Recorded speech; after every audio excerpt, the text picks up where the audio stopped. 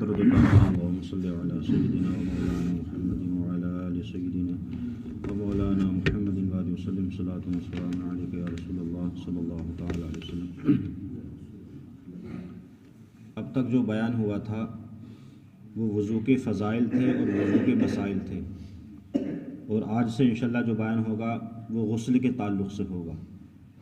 غسل بھی یہ فرض ہے اور اس کا ثبوت قرآن سے ہے، اور کوئی بھی انسان ایسا نہیں ہے کہ جس کو غسل کی ضرورت نہ پڑتی ہو، کیونکہ انسان اگر غسل صحیح طریقے سے نہیں کرے گا تو ظاہر سی بات ہے جب غسل نہیں کرے گا صحیح طریقے سے تو اس کی نماز بھی نہیں ہوگی۔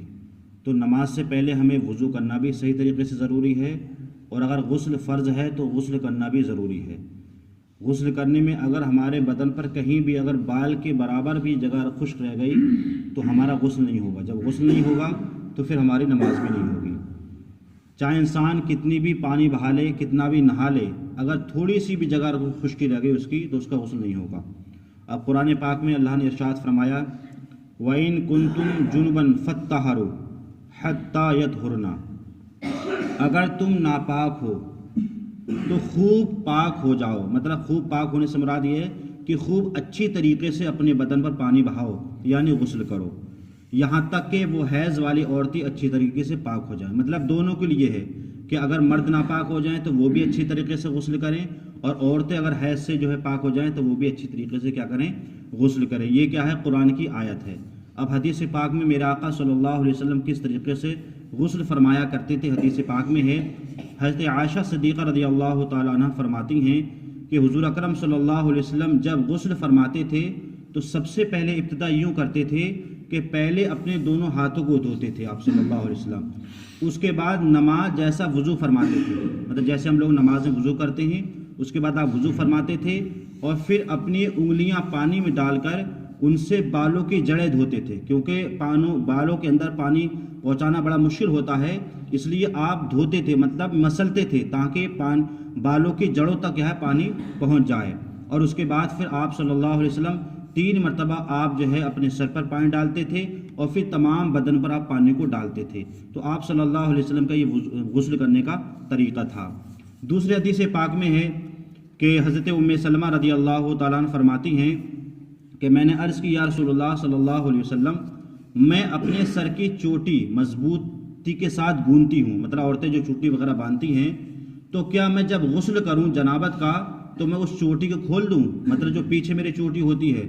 تو میرے آقا نے فرمایا نہیں، تجھ کو صرف یہی کفایت کرتا ہے کہ سر پر 3 مرتبہ تو پانی ڈال لے اور پھر اپنے اوپر پانی بہا لے، تو پاک ہو جائے گی۔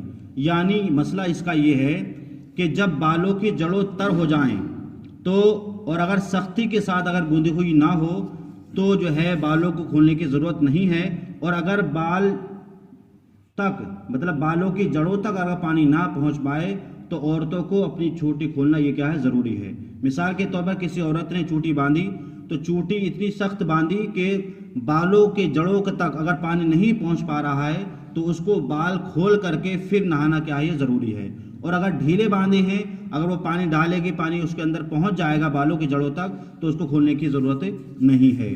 اسی طریقے سے حدیث پاک میں ہے میرے آقا صلی اللہ علیہ وسلم نے ارشاد فرمایا کہ ہر بال کے نیچے جنابت ہے تو بال کو دھو اور جلد کو صاف کرو۔ جلد مراد چمڑے کو صاف کرو، مطلب ہر بال، ہمارے سر پر، ہمارے بدن پر جہاں بھی بال ہیں، ہر بال کے نیچے کیا ہوتی ہے؟ جنابت ہوتی ہے۔ اسی طریقے سے ہم خوب مسل کر رگڑ کر کے ہم نہائیں تاکہ بالوں کی جڑوں تک پانی پہنچ جائے۔ اب جب یہ حدیث پاک حضرت علی رضی اللہ تعالیٰ نے سنی تو حدیث پاک میں آتا ہے کہ میرے آقا صلی اللہ علیہ وسلم فرماتے ہیں کہ جو شخص غسل جنابت یعنی ناپاکی کا غسل کرے تو ایک بال کی جگہ بے دوئے اگر چھوڑ دے تو اس کے ساتھ آگ ہے، یعنی ایسا مطلب یہ ہے کہ ظاہر سی بات ہے جس کا غسل نہیں ہوگا اس کی نماز نہیں ہوگی، جب نماز نہیں ہوگی تو گویا کہ اس کو جہنم میں ڈال دیا جائے گا۔ تو میرے آقا نے ارشاد فرمایا کہ اس کے ساتھ آگ ہوگی کہ جو انسان ایسی جگہ دھوئے کہ اس کے بال کے برابر کی جگہ اگر رہ جائے۔ تو حضرت علی رضی اللہ تعالیٰ عنہ نے جب اس بات کو سنا تو حدیث پاک میں آتا ہے کہ آپ نے اپنے سر کے بال کو بالکل ترشوا دیا، اس ڈر سے کہیں ایسا نہ ہو کہ جب میں غسل کروں اور کہیں میرے بال کے برابر اگر جگہ رہ جائے گی تو میرا غسل نہیں ہوگا، جب غسل نہیں ہوگا تو میری نماز بھی نہیں ہوگی۔ تو اس ڈر سے حضرت علی رضی اللہ تعالیٰ عنہ نے اپنے سر کے بال کو جو ہے آپ نے تشوا دیا تھا، یہ آپ کا تقویٰ تھا، اس لیے تاکہ میرا غسل صحیح طریقے سے ہو جائے۔ اب یہی ایک آپ بات یہ دیکھیں کہ کچھ لوگ جو علی کو ماننے والے ہوتے ہیں تو کتنے کتنے بڑے بال رکھتے ہیں، یہاں تک کہ جب غسل کرتے ہوں گے تو وہ پانی کیسے پہنچتا ہوگا، جب پانی نہیں پہنچے گا تو وہ غسل نہیں ہوگا۔ اس لیے ہم اتنے بڑے بال رکھیں کہ ہمارے بالوں کے اندر پانی پہنچ جائے۔ اور ایک حدیث پاک بہت اہم ہے جو ہم لوگوں میں کافی رائج ہے۔ حدیث پاک میں ہے میرے آقا صلی اللہ علیہ وسلم نے ارشاد فرمایا کہ غسل کے بعد وضو نہیں فرماتے تھے۔ میرے آقا صلی اللہ علیہ وسلم غسل کے بعد وضو نہیں فرماتے تھے۔ مطلب یہ ہے جس شخص نے غسل کر لیا تو اب اس کو وضو کی کوئی ضرورت نہیں ہے۔ اب بہت سے لوگ کیا کرتے ہیں، غسل بھی کرتے ہیں اور غسل کے بعد پھر وضو کرتے ہیں۔ جب ہم نے غسل کر لیا، ہمارے اعضاء جب دھل گئے تو اب وضو کی کوئی ضرورت نہیں ہے۔ میرے آقا کا بھی یہی عمل تھا، جب آپ غسل فرماتے تھے وضو نہیں فرماتے تھے۔ اللہ تعالیٰ مجھے بھی اور آپ کو صحیح طریقے سے غسل کرنے کی توفیق عطا فرمائے۔